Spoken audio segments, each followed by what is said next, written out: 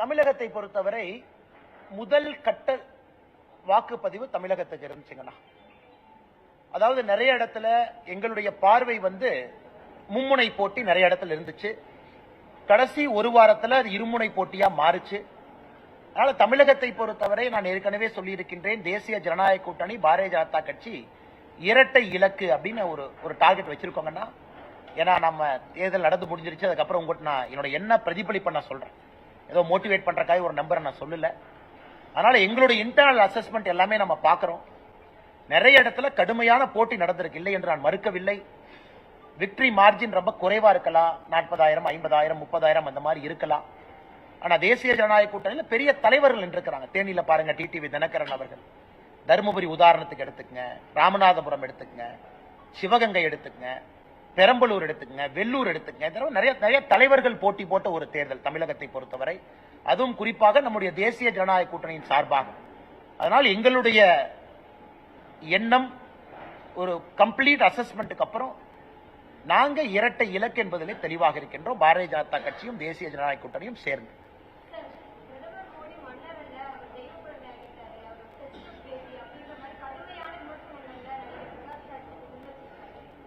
பிரகாஷ் ராஜ் அவங்க அதாவது பெங்களூர் சென்ட்ரல் தொகுதியில நிற்கும் பொழுது டெபாசிட்டை இழந்தவர்.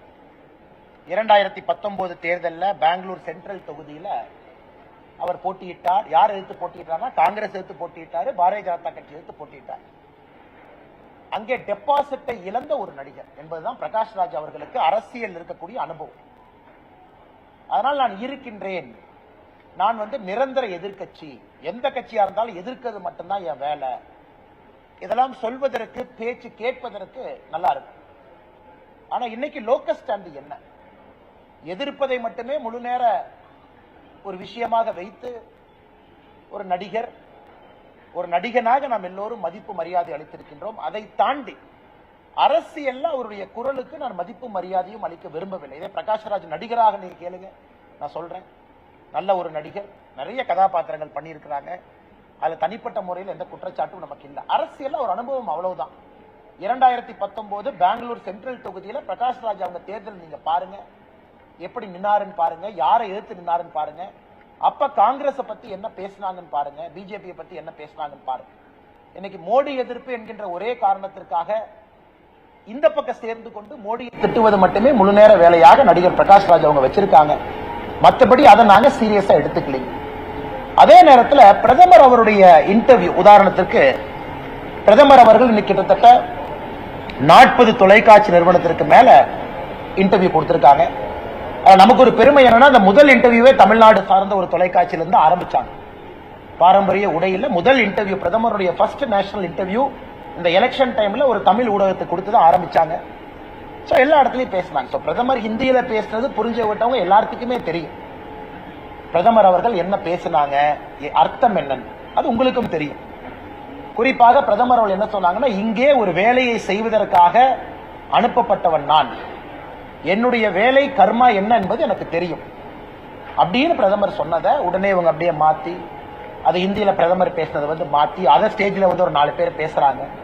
அதை வைத்து நாம் என்ன பதில் சொல்றது? அது பிரதமர் அங்க மட்டும் இல்ல, மேடையிலேயும் சொல்றாங்க, பொதுக்கூட்டத்திலேயும் பேசுறாங்க. அவருடைய கடமை என்ன, ஆண்டவன் எனக்கு என்ன வேலை கொடுத்திருக்கா, அந்த வேலையை செய்யறங்கிறாங்க. அதனால இதை திருச்சி பேசுறவங்க நம்ம என்ன பதில் சொல்றது? மேடம், பிரகாஷ் ராஜோட உயிருக்கு ஒரு ஆபத்து வந்துருமோ, சனாதன சக்திகள் ஏதாவது பண்ணிடுவாங்களோ, அவரை பாதுகாக்க வேண்டிய கடமை எங்க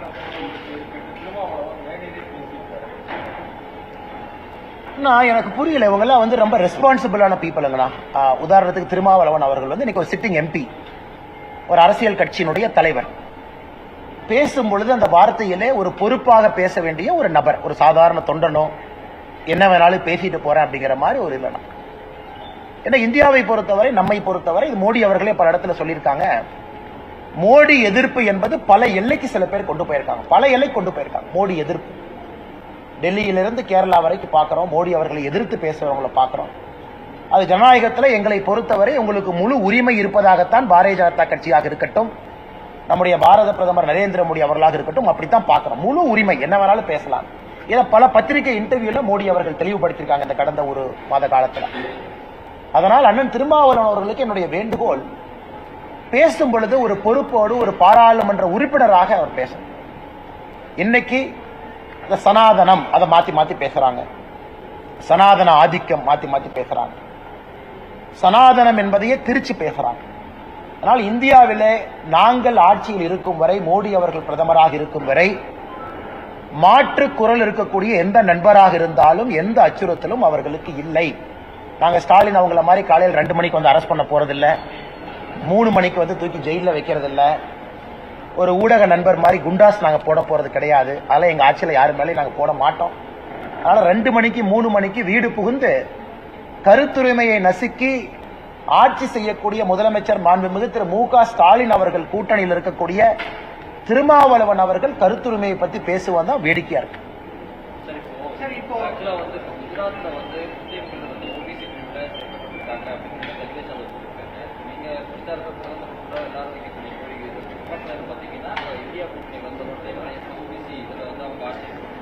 இஸ்லாமியர்கள் வந்து ஓபிசி பிரிவுல பல இடத்துல இருக்காங்க.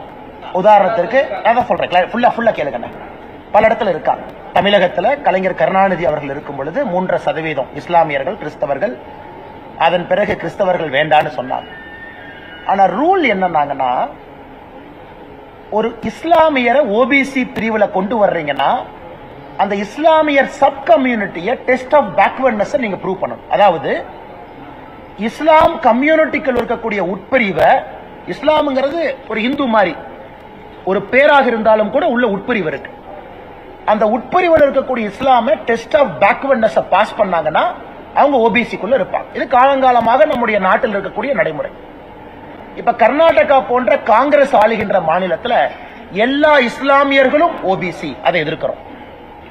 தெலங்கானால இதற்கு முன்பு காங்கிரஸ் ஆட்சியில முஸ்லீம் அண்ட் கிறிஸ்டியன் ரிலீஜனுக்காக கோட்டா கொடுக்கிறோம், எதிர்க்கிறோம். ஏன்னா ஓபிசி என்பது எல்லா ஹிந்து ரிசர்வேஷன் கான்ஸ்டிடியூஷன் இடம் கிடையாதுன்னா, எல்லா முஸ்லீம் ரிசர்வேஷன் கிடையாது, எல்லா கிறிஸ்டியன் ரிசர்வேஷன் கிடையாது.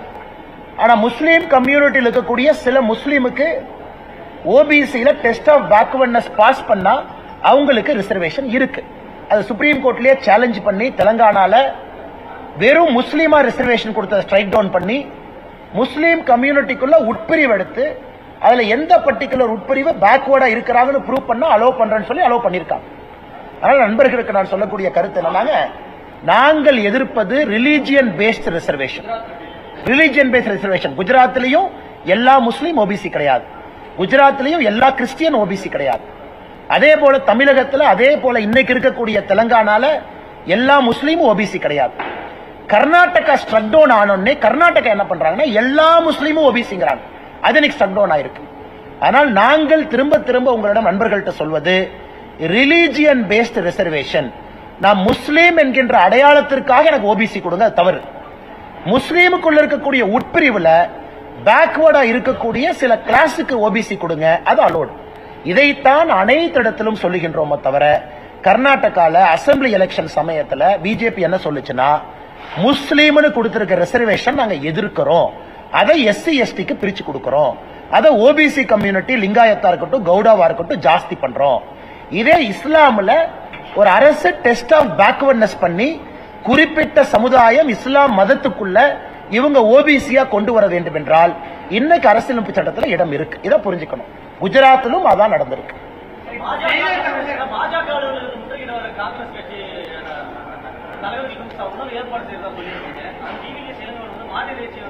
நான் வந்து மாட்டை சாமியா பாக்குறவன, நான் வந்து மாட்டை வச்சுதான் பிளப்பு நடத்துறேன், நான் வந்து மாட்டை வச்சு விவசாயம் பண்ற ஆளுன. அதனால அதுக்கு நீங்க மாட்டுக்கறி சாப்பிட்றவங்கள போய் நீங்க சாப்பிடாதேன்னு நான் சொல்ல போறது கிடையாது. அது உங்களுடைய உரிமை. நம்ம நாட்டுல உங்களுக்கு என்ன உணவு வேணுமோ நீங்க சாப்பிடுங்க, நான் உங்க கையை பிடிச்சு சாப்பிடாதீங்கன்னு நான் சொல்ல போறது இல்லை. நான் மாட்டை வச்சு வாழ். இப்ப என் வீட்டுக்கு நீங்க விருந்தினரா வந்தா போன் பண்ணி என்ன சொல்லுவீங்க? அண்ணா வீட்டுக்கு வர்றேன், அண்ணா எனக்கு வந்து இந்த சாப்பாடு இப்படி வறுத்து வைங்கன்னு எங்கேயும் கேட்க மாட்டோம். எங்களுடைய அலுவலகத்திற்கு யார் வந்தாலும் வரவேற்கின்றோம். முற்றைக்கு வர்றீங்களா, மத்தியானம் லஞ்சு கொடுக்குறோம், நல்லா சாப்பிட்டுட்டு போங்க. ஆனா உங்க அலுவலகத்துக்கு வரணும். இதை வந்து மகாத்மா காந்தி அவர்கள் பீஃப பத்தி என்ன சொல்லியிருக்காங்க, யங் இந்தியால மகாத்மா காந்தி என்ன எழுதியிருக்காங்க, மகாத்மா காந்தி அவர்கள் பல்வேறு காலகட்டத்தில் மாட்டு இறைச்சியை பத்தி என்ன எழுதியிருக்காங்க அப்படிங்கறத EVKS இளங்கோவன் ஒரு முறை படிக்கணும். இன்னைக்கு அடிப்படையில் காங்கிரஸ் கட்சியில ஒரு தலைவராக இருக்கக்கூடியவர்கள் வந்து, நான் ஏற்கனவே மறுபடியும் சொல்றேன், உணவு விஷயத்துல உங்களுடைய தனிப்பட்ட உரிமை. ஆனா என்ன நீங்க ஃபோர்ஸ் பண்ண முடியாது. உதாரணத்துக்கு நான் உங்களை கூப்பிட்டு, அண்ணே நீங்க மாட்டு இறைச்சி சாப்பிடாதீங்கன்னு சொல்றதுக்கு எனக்கு உரிமை இல்லை. அது உங்க உரிமை, நீங்க என்ன வேணுமோ சாப்பிடுங்க. நீங்க என்னைய மாட்டு இறைச்சியை சமைச்சு கொடுங்கன்னு கேட்கறதுக்கு உங்களுக்கு உரிமை இல்லை. ஏன்னா நம்ம நாட்டில் இது சர்வதிகாரத்தனம் இல்லையா? இதே பாரதிய ஜனதா கட்சியில் ஒருத்தவங்களை கூப்பிட்டு, அண்ணா நீங்க மாட்டு இறைச்சி சாப்பிடாதீங்கன்னா நீங்க என்ன சொல்லியிருப்பீங்க? ஐயோ இந்தியாவில் அரசியலமைப்பு சட்டம் உடைஞ்சு போச்சு, இப்படி ஆகி போச்சு, சர்வதிகாரம். ஏஎன்எஸ் பிரசாத் சொல்றாங்க.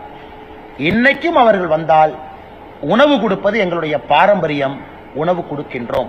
வந்துட்டு யாரையும் தடுக்க போறதில்லை. மாட்டு இறைச்சி கொடுத்தா தான் நான் வருவேன்னு ஒரு காங்கிரஸ் கட்சி தலைவர் சொல்வது மகாத்மா காந்தி அவர்கள் சிந்தனையில் இருந்து எந்த அளவுக்கு ஒரு காங்கிரஸ் கட்சி மாறி இருக்கிறது என்பதற்கு EVKS இளங்கோவன் அவருடைய பேச்சே சாட்சி. இதை முடிச்சு வந்தார். ஒரே கேள்விதான் கேட்கிறேன். இதை மறுபடியும் சொல்றேங்க, மறுபடியும் சொல்றேன்.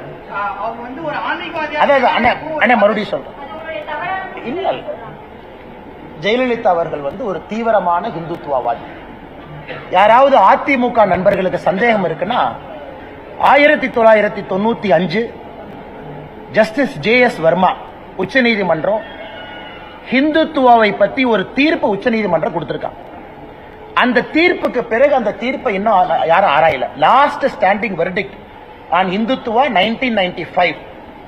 ராம்ஜெத் மலானி போன்ற மனிதர்கள் ஒரு பக்கம் ஆஜராகிறாங்க. சிவசேனா என்ன கேஸ்னா, இந்துத்துவானா என்ன? ஒரு தலைவர் தேர்தல் களத்துல இந்துத்துவான்னு சொன்னா அது மத பிரச்சாரமா இல்லையா? ஹிந்துத்துவானா ஒரு மதமா? ஹிந்துத்துவானா ஹிந்துவா? இதுதான் கேள்வி.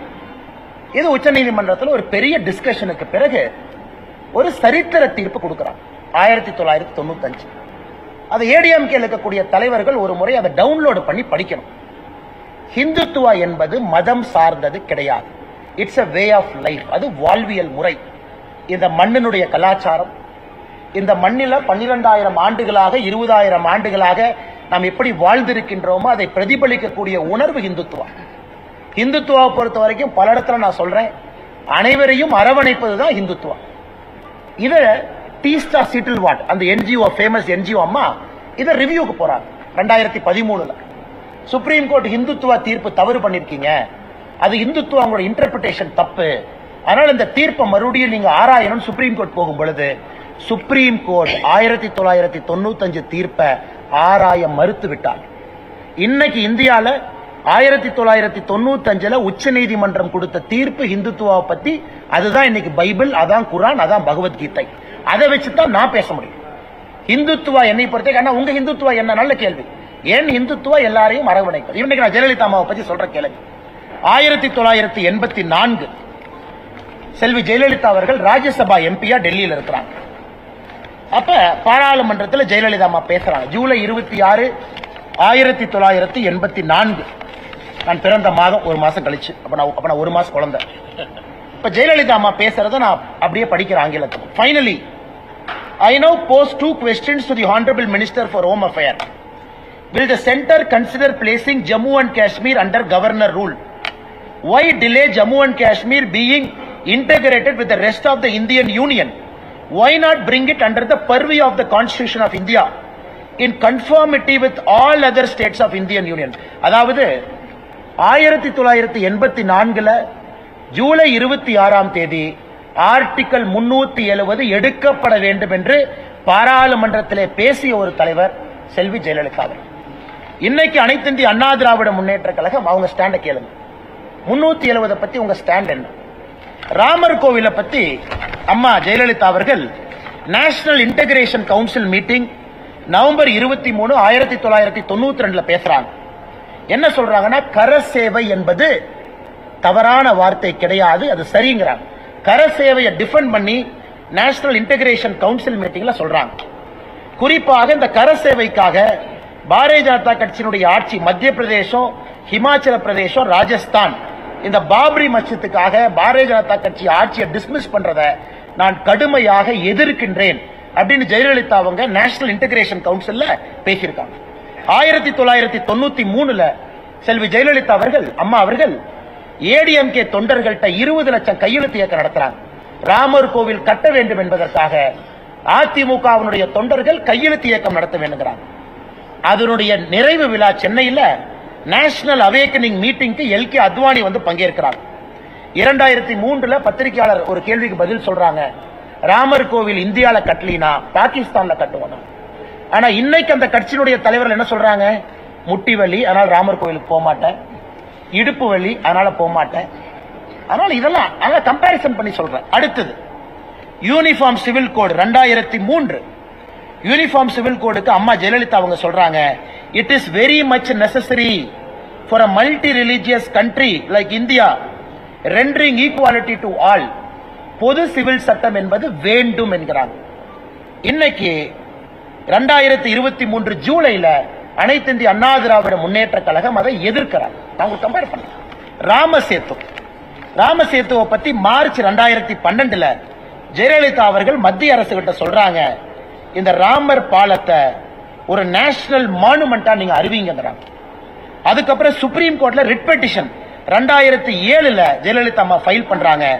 அதுல Tuticorin port union of India ministry of culture ராமர் சேதுவை நேஷனல் மானுமெண்ட் பாரம்பரிய சின்னமா அறிவிங்கிறாங்க.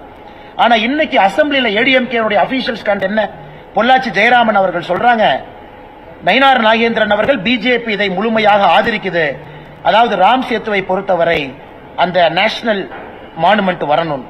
ஜெயராமன் அவங்க சொல்றாங்க, இந்த ப்ராஜெக்டை நாங்க ஸ்டடி பண்ணுவோம், ஸ்டடி பண்ணிட்டு அதனுடைய சாதக பாதகத்தை பார்த்து அதன் பிறகு முடிவெடுப்போம் அப்படி.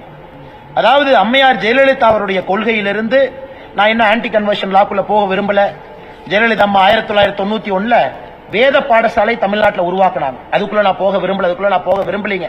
அதனால யாராவது ஏடிஎம்கே நண்பர் இதை அப்போஸ் பண்றாங்கன்னா விவாதத்திற்கு பாரதிய ஜனதா கட்சி தயாராக இருக்கிறது. ஒரு எஸ்டிபிஐயோட நாங்க கூட்டணி வச்சுட்டோம் அப்படிங்கிற ஒரே ஒரு காரணத்திற்காக மாத்தி பேச வேண்டிய அவசியம் அனைத்து இந்திய அண்ணா திராவிட முன்னேற்ற கழகத்தில் இருக்குமே தவிர எங்களுக்கு இல்ல. 1993 RSS அலுவலகம் இதே சென்னையில பயங்கரவாதிகளால் குண்டு வெடித்து தகர்க்கப்பட்ட பொழுது அதை ஜெயலலிதா அம்மையார் அவர்கள் RSS அலுவலகத்தை முழுமையாக கட்டி கொடுப்பதாக சொன்னார்கள். தமிழகத்தினுடைய RSS அதை மறுத்தது. நாங்களே மக்கள்கிட்ட பணம் வாங்கி கட்டிக்கிறோம், அரசு பணத்திலே எங்களுக்கு கட்டி கொடுக்காதீங்க. அரசு பணத்திலே ஒரு RSS அலுவலகத்தை கட்டி கொடுப்பேன், குறிப்பாக பயங்கரவாத தாக்குதலுக்கு பிறகு ஜெயலலிதா அம்மா சொன்னாங்க.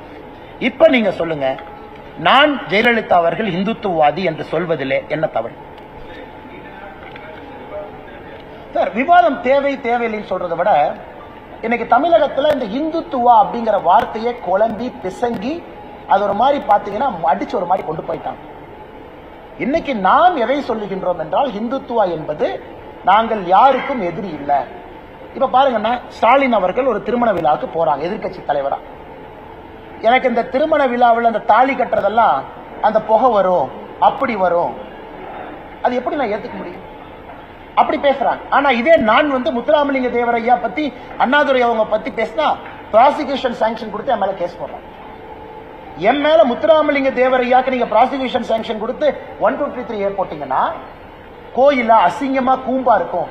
திருமாவளவன் அவர்கள் மேல என் ப்ராசிக்யூஷன் சாங்ஷன் கொடுக்கல. அதாவது ஆபாசங்கிற வார்த்தையை பயன்படுத்தினாங்க. திருமணத்துல அந்த புகையெல்லாம் வரும். ஸ்டாலின் அவர்கள் மேல என் ப்ராசிக்யூஷன் சாங்ஷன் கொடுக்கல. அதனால நான் சொல்றதுன்னா, ஒரு விவாதமா இருக்கட்டும். நான் இஸ்லாமியர்களை பத்தி கருத்து சொல்றேன்னா பத்திரிகை நண்பர்களை சட்டை பிடிச்ச கேள்விகளுக்கு நான் பதில் சொல்றேன். நான் கிறிஸ்தவர்களை பத்தி கருத்து சொல்றேன்னா சட்டை பிடிச்ச கேள்விகள். நான் இந்துத்துவாங்கிறது இன்னைக்கு சுப்ரீம் கோர்ட்டினுடைய தீர்ப்பை நான் கோட் பண்றேன். சுப்ரீம் கோர்ட்டே தன்னுடைய தீர்ப்பை ரிவ்யூ பண்ண மறுக்கிறாங்க. 1995 கொடுக்கப்பட்ட தீர்ப்பு 29 ஆண்டுகளா இருக்கு. அப்படி இருக்கும் பொழுது இவர்கள் எதற்கு ஒரு சின்ன இதுக்குள்ள அடைக்கிறாங்கன்னு தான் நான் கேட்கிறேன். அண்ணா இல்ல, நான் பல இடத்துல பேசியிருக்கேன். அது பிடிஐனுடைய ஒரு ஆல் ஃபார்மேட் இன்டர்வியூ. பிடிஐ பொறுத்த வரைக்கும் எல்லா எடிட்டர்ஸும் உட்கார்ந்து இன்டர்வியூ பண்ணுவாங்க டெல்லியில. அவங்க கூப்பிடுவாங்க, எல்லா கேள்வி, அது ஓபன் ஹவுஸ் செஷன், என்ன கேள்வினாலும் கேட்கலாம், நம்ம பதில் சொல்லணும். கிட்டத்தட்ட 20 பேர் இன்டர்வியூ பண்ணுவாங்க. அந்த பிடிஐ எல்லாம் ஒருத்தரப்ப 20 பேர் இன்டர்வியூ பண்ணுவாங்க. அவங்க எடிட்டர்ஸ், பொலிட்டிக்கல் எடிட்டர், எல்லா எடிட்டரும். சோ அதுல நான் எப்பொழுதுமே சொல்வதைத்தான் தொடர்ந்து சொல்றேன். எனக்கு இவர்கள் குழம்பி போய் கிடக்கிறாங்க. அறிக்கை அதை ஒருத்தர் அப்போஸ் பண்றாங்க. நான் ஜெயலலிதா அவர்கள் இஸ்லாமியர்களுக்கும் கிறிஸ்தவர்களுக்கும் எதிரின்னு எங்கேயுமே சொல்லுங்க. யாரும் நினைச்சுட்டா போனாங்க. ஹிந்துத்துவாங்கிற வார்த்தையை மாத்தி அதை அப்படியே பிஜேபி மேல ஒட்ட வைக்கிறாங்க. ஓ, பிஜேபி ஹிந்துத்துவா கட்சினா பிஜேபி இஸ்லாமியர்களுக்கு கிறிஸ்தவர்களுக்கு எதிரிங்கிறாங்க. அதை தெளிவுபடுத்துவதற்கும் பத்திரிகை நண்பர்கள் மூலமாக ஒரு வாய்ப்பாக அதை நான் பார்க்கிறேன். வேற ஒன்றும் இல்லை. அண்ணா இந்துத்துவா என்பது எல்லாரையும் அரவணைக்கிறது. இரண்டு மதத்தை சார்ந்து போவது இந்துத்துவா அல்ல, அல்லது இந்து மதத்தை மட்டும் சார்ந்திருப்பது இந்துத்துவா அல்ல. இன்னைக்கு அவங்களுடைய நிலைமை என்ன? ராமர் கோயிலுக்கு போங்க, மாஸ்க்கு போங்க, இஃப்தார் விருந்து நடத்துங்க, சர்ச்சுக்கு போங்க. இதைத்தான் நாங்க பண்றோம். பாரதிய ஜனதா கட்சி இஃப்தார் விருந்து நடத்துறோம், கிறிஸ்துமஸ் நடத்துறோம், ராமர் கோயிலுக்கு போறோம். பட் நான் அங்க போக மாட்டேன், அங்க போனா இப்படின்னா அது எப்படி இந்து, எது எப்படி செக்குலரா? ஆனா ஒரு நிமிஷம் இங்க முடிச்சுட்டு இங்க வரணும். முதல் ஆளா போயிருப்பாங்க. முதல் ஆளா போயிருக்கிறது மட்டும் இல்ல, ரொம்ப சந்தோஷப்பட்டிருப்பாங்க. இது இந்தியாவில் யாருமே ராமர் கோவிலை பத்தி ஒரு தீவிரமான பாரதிய ஜனதா கட்சியினுடைய தொண்டன் சொல்வதை விட காரசாரமா பேசினவங்க.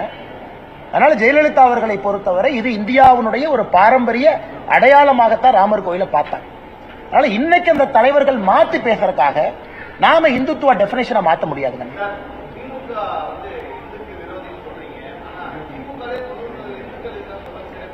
அப்படின்னு சொல்றாரு எல்லா எலெக்ஷன்லயும். நான் தமிழ்நாட்டை பொறுத்த வரைக்கும் உங்களுக்கு தெரியும், எந்த எலெக்ஷனுமே இந்து முஸ்லீம் கிறிஸ்டியன் அந்த மாதிரி ஓட்டு போட வேண்டாம். அதான் எங்களுடைய விருப்பமும். மதத்தை பார்த்து ஓட்டு போடாதீங்க, ஜாதியை பார்த்து ஓட்டு போடாதீங்க. நீங்க நம்ம கேம்பெயின் பார்த்தீங்க 2024 பாரதிய ஜனதா கட்சி தமிழகத்தினுடைய கேம்பெயினை பார்த்தீங்க. நீங்க அசஸ் பண்ணுங்க. நான் இன்னைக்கு பேசுறதுல இருந்து மாத்தி பேசுனா நீங்க அசஸ் பண்ணுங்க. அண்ணே நீங்க பிரஸ் மீட் ஒன்று சொல்றீங்க, ஆனா உங்க கேம்பெயின் ஒன்று சொல்றீங்க. உங்க கட்சி 2024 இப்படித்தானே நீங்க பிரச்சாரம் பண்ணீங்க. நாங்க யாரும் அப்படி பண்ணல, சொல்வதைத்தான் நாங்கள் செய்கின்றோம். ஆனா திமுகவை பொறுத்தவரை உள்ளொன்றை வைத்துக் கொண்டு புறம் ஒன்று நாங்க பேசலாம். மேடம் இங்கிலீஷ் தனியா பண்றது முடிச்சுட்டு அண்ணா தமிழக பாஜக நிலைப்பாடு ஒரே நிலைப்பாடு தான். கர்நாடகாவுக்கு அணை கட்டுவதற்கு உரிமை இல்லை. இது ஃபுல் ஸ்டாப். இது கர்நாடகாவுடைய பிரச்சாரத்தில் பேசினால்தான். கர்நாடகா பிஜேபியினுடைய ஸ்டார் கேம்பெயினரா அங்க கனடா மீடியாவுக்கு நான் சொன்னேன், அண்ணே உங்களுக்கு டேம் கட்டுறதுக்கு ரைட்ஸ் இல்லை. இதை தயவு செஞ்சு அண்ணாமலை தமிழ்நாட்டிலிருந்து வந்திருக்கான், வாயை பிடிங்கி டிஆர்பி பண்ணலாம்லாம் பண்ணாதீங்க. நான் ஆனஸ்டா சொல்றேன், உங்களுக்கு இல்லைண்ணே கனடா பிரஸுக்கு நான் ஆனஸ்டா சொல்றேன். இந்த எலெக்ஷன்லயும் சொன்னேன், கனடா பிரஸ்க்கு ஆனஸ்டா சொல்றேன், வாயை பிடிங்கி டிஆர்பி எல்லாம் பண்ணாதீங்க, உங்களுக்கு உரிமை இல்லை. நீங்க கேள்வி கேட்பது. இங்க செல்வ பிறந்தகை என்ன சொல்றாரு?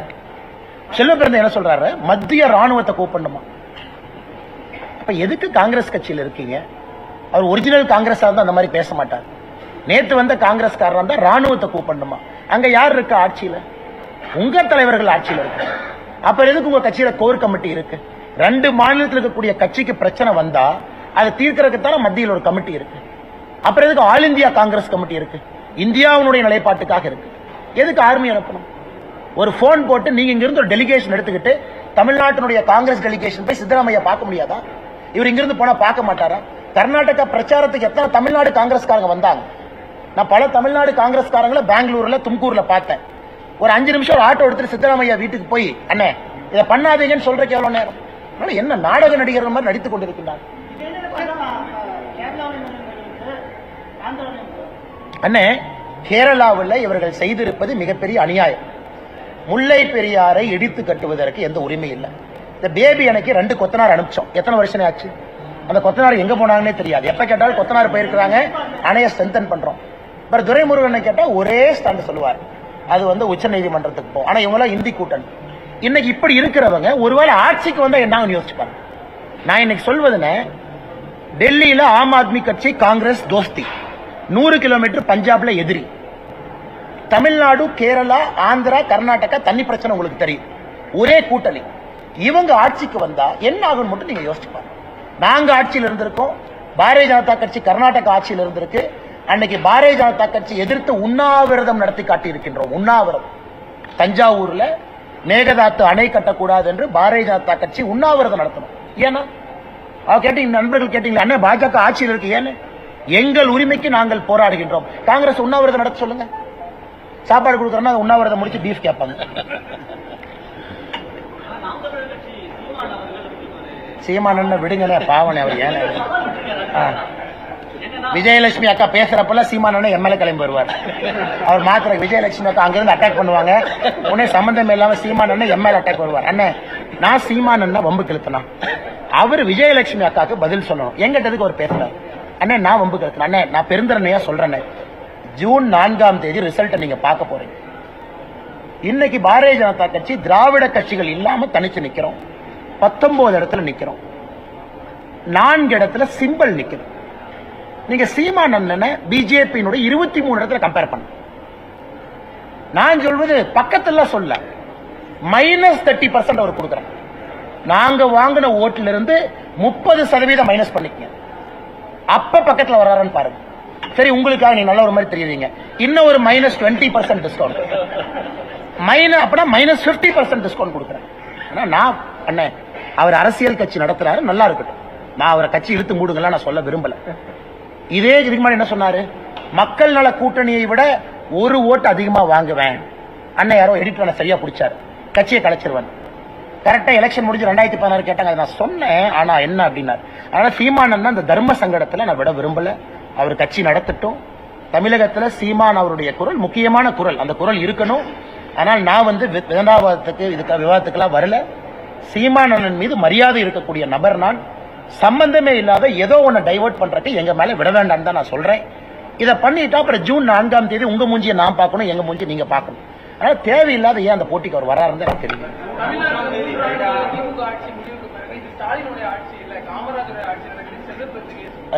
சந்தோஷம், சந்தோஷம். ஏன்னா இத்தனை நாளா காமராஜர் ஐயாவை மறந்துட்டு காமராஜர் ஐயாவுடைய நினைவிடத்திற்கே காந்தி ஃபேமிலியை கூட்டிட்டு போகாம சுத்திட்டு இருந்தவங்க இன்னைக்கு ஃபைனலா காமராஜர் ஐயாவுக்கு ஞாபகம் வந்துருச்சு. காமராஜர் ஐயாவுடைய ஆட்சி காலத்துல டாஸ்மார்க்கு சாராயத்தை விடாம வச்சிருந்த மனுஷனை மு.க. ஸ்டாலின் ஐயாவுடைய ஆட்சியோட கம்பேர் பண்ணி காமராஜர் ஐயாவை அசிங்கப்படுத்துறாங்க. காமராஜர் ஐயா குடும்பத்துல கூட்டிட்டு வந்தாரானே. காமராஜர் ஐயா கரப்ஷன் லஞ்சத்தை ஊக்குவிச்சாரா? லூர்து பிரான்சிஸ் அம்மா மாதிரி ஒரு பெண்மணிய எப்படிப்பட்ட அமைச்சர் ஆக்கி காட்டினாங்க. பட்டியலின சகோதரர் பரமேஸ்வரன் அவர்களை கொண்டு வந்து அறநிலைத்துறை அமைச்சரை கொடுத்தாங்க. இவர் பட்டியலின அமைச்சர் எங்க வச்சிருக்காங்க? சீரியல் நம்பர் 33, சீரியல் நம்பர் 34 இவர் ஆட்சியில. அதனால எப்படின்னா காமராஜர் ஐயாவை கம்பேர் பண்றாரு? அதுக்கு ஒரு விவசாய வேண்டாமா? கக்கன் ஐயாவை எப்படி உயர்த்தி வச்சிருந்தாங்க? சி சுப்பிரமணியாவை ஐயாவை எங்க வச்சிருந்தாங்க? அதனால தயவு செஞ்சு இதுக்குள்ள நான் போக விரும்பலீங்கன்னா, இத்தனை நாளா பீட்டர் அல்போன்ஸ் அவர் ஜிங்கா அடிச்சிட்டு இருந்தார். இன்னைக்கு செல்வ பெருந்தகையா அதை விட கொஞ்சம் சவுண்ட் நம்மளுக்கு அதிகமா இருக்கணும். அவர் இந்தியாவுடைய ஒப்பற்ற தலைவர் ராகுல் காந்தி அவர்களை விட மு.க. ஸ்டாலின் ஐயா பீட்டர் அல்போன்ஸ். இன்னைக்கு செல்வ பெருந்தகை ஐயா இன்னைக்கு கம்பேர் பண்றாரு காமராஜர் ஐயாவும் ஸ்டாலின் ஈக்குவல். 2026 சொல்லுவாரு காமராஜர் ஐயா விட ஸ்டாலின் சூப்பர். அதனால இந்த விஷ பரீட்சைக்கு நாங்க வரல. காமராஜர் ஐயாவை கம்பேர் பண்ணுங்க, தயவு செஞ்சு ஸ்டாலின் ஐயாவோட கம்பேர் பண்ணுங்க. பாஜக பொறுத்த வரைக்கும் ஒரே நாடு இந்தியாவில் இருக்க எல்லாருமே ஒற்றுமை அப்படின்னு பேசிட்டு இருக்கோம். ஆனா ஒடிஷாக்கு போன உடனே மட்டும் அங்க இருக்கக்கூடிய இங்கிருந்து தமிழக கான்ட்ராக்டர்கள் போய் அங்க கொள்ளையடிக்கிறாங்க சுத்திராணி பேசியிருக்கோம். ஒரு தமிழர் ஒடிஷாவில் ஆட்சி அமைக்கலாமா அப்படின்னு ஒரு உள்துறை அமைச்சர். இன்னைக்கு பாரதிய ஜனதா கட்சியினுடைய அரசியல் வரலாற்றுல பல ஆண்டுகளுக்கு பிறகு ஒரு தமிழனை, குறிப்பாக பாரதிய ஜனதா கட்சியினுடைய மாநில தலைவரை ஆல் இந்தியா டெல்லி கேம்பெயினர் லிஸ்ட்ல வச்சிருக்காங்க. பாருங்க, அது ஒரு தமிழனுக்கு கிடைச்ச கௌரவமா நான் பாக்குறேன். அண்ணாமலையோ ஒரு பாரதிய ஜனதா கட்சியினுடைய மாநில தலைவரா பார்க்கல. அதே போல பிரதமரை சுற்றி இருப்பவர்கள் எல்லோரும் இன்னைக்கும் அவருடைய ஆலோசகர்களா இருக்கட்டும், குஜராத்தா இருக்கட்டும், தமிழர்கள் தான். தமிழர்களுக்கு உயர்ந்த மரியாதை. தமிழர்கள்னா இன்டெகிரிட்டியா இருப்பாங்க, பிரதமருக்கு ஒரு பெரிய நம்பிக்கை, பொய் சொல்ல மாட்டாங்க, நேர்மையா இருப்பாங்கன்னு தான் தமிழர்களை பார்க்கறாங்க. இது வி.கே. பாண்டியன் அவர்களுக்கும் ஒரிசா பாரதிய ஜனதா கட்சி அவர்களுக்கும் நடக்கக்கூடிய அரசியல் போர். இதுல தயவு செஞ்சு நம்ம கொண்டு வர வேண்டாம். ஒரிசால இருக்கக்கூடிய பல லட்சக்கணக்கான தமிழர்களை வி.கே. பாண்டியன் அவங்க ரிசைன் பண்ற வரைக்கும் நாங்க டச் பண்ணல. ரிசைன் பண்ற வரைக்கும் நாங்க தொடல. அவர் 12 வருஷம் நவீன் பட்நாயக் அவங்க அட்வைசரா இருந்தாங்க. ஒரு வாரத்தை நாங்க பேசல, ஏன்னா ஒரு IAS ஆபீசர். ரிசைன் பண்ண பிறகு பொலிட்டிக்கலா பேச ஆரம்பிச்ச பிறகு நாங்க பேசணும். அதனால தயவு செஞ்சு வி.கே. பாண்டியன் அவர்களை பிஜேடி நவீன் பட்நாயக் அவர்களுடைய ஆலோசகராக, அந்த கட்சியினுடைய ஒரு முக்கிய தலைவராக நாங்கள் பேசுகிறோம். அதுல ஒரிசால ஒரு வித்தியாசமான அரசியல் போகுது. இன்னைக்கு ஒரிசா பாரதிய ஜனதா கட்சி வைக்கக்கூடிய ஆர்குமெண்ட் என்னன்னா, இன்னைக்கு நவீன் பட்நாயக் அவரே ஆப்சென்டி சிஎம், அவரே அபிஷியலா சொல்லியிருக்காரு ஒரியா எழுத தெரியாது எனக்கு. அப்புறம் ஃபைல் எப்படி படிப்பாரு? தயவு செஞ்சு நீண்ட நெடிய இதுக்கு ஒரு ஸ்டோரி இருக்கு, நான் பேக்ரவுண்ட் இருக்கு. அப்ப 24 வருஷமா சிஎம் இருக்காங்க, 12 வருஷமா பாண்டியன் ஐயா இருக்காங்க. அதனால அங்கே எங்களுடைய அரசியல் யுத்தம் என்பது யாரு உங்களுடைய அடுத்த பிரதிநிதியாக இருக்கணும். ஒருவேளை பிஜேடி அவங்க சொல்றாங்க இல்ல இவர் தான் நவீன் பட்நாயக், இவர் எங்க ஒரிசால எலெக்ஷன் நிப்பார், இவர் எலெக்ஷன் ஜெயிப்பார், அது வேற. இப்ப பாண்டியன் சொல்றது எலெக்ஷன் நான் நிக்க மாட்டேன், நான் அட்வைசராகவே இருப்பேன், நான் எந்த எலெக்ஷன் நிக்க மாட்டேன். ஆனா ஒரிசா பாலிடிக்ஸ் இயக்கம் எத்தனையோ இடத்துல வேற வேற மாநிலத்துக்காரங்க எலெக்ஷன்ல போய் நின்று ஜெயிச்சு அந்த மண்ணினுடைய மைந்தர்களா மாறி இருக்கிறாங்க. தமிழகமே ஒரு சிறந்த உதாரணம். நம்முடைய மிகப்பெரிய தலைவர்கள் எல்லாம் வேற இடத்துல ஆர்ஜின் இருந்தாலும் கூட இன்னைக்கு மரத்தமிழரா மாறி இருக்காங்க. அதனால தயவு செஞ்சு பத்திரிகை நண்பர்களுக்கு, நீங்க எதுவும் தப்பு பண்ணல, அரசியல் கட்சிகளுக்கு இதை ட்விஸ்ட் பண்ணாது. வி.கே. பாண்டியன் அவர்கள் அரசியல் லைன்ல நாங்க எடுக்கிறோம், அவர் சொன்ன பேச்சுக்காக நாங்க எடுக்கிறோம். நாளைக்கு அவர் எலெக்ஷன்ல கண்டெஸ்ட் பண்ணட்டும், நாங்க யாருன்னா தடுக்கிறது? ஒரிசா மக்கள் அவரை தேர்ந்தெடுக்கிறாங்க, புவனேஸ்வர்லயோ கட்டக்லயோ ஜெயிச்சு வர்றாரு, நாங்க யாரு போய் தடுக்கிறது? அதனால எலெக்ஷன்ல நிக்க மாட்டேன், காலம் ஃபுல்லா அட்வைசரா இருப்பேன், ஸ்டார் கேம்பெயினரா இருப்பேன், நம்பர் 2 ஸ்டார் கேம்பெயினர், எல்லாத்தையும் நான் முடிவெடுப்பேன். நான் தான் வி.கே. பாண்டியன். அரசியல நீங்க பேசாம எப்படி இருப்பீங்கன்னா? இனவாத கருத்து எங்கேயும் சொல்லுங்கன்னா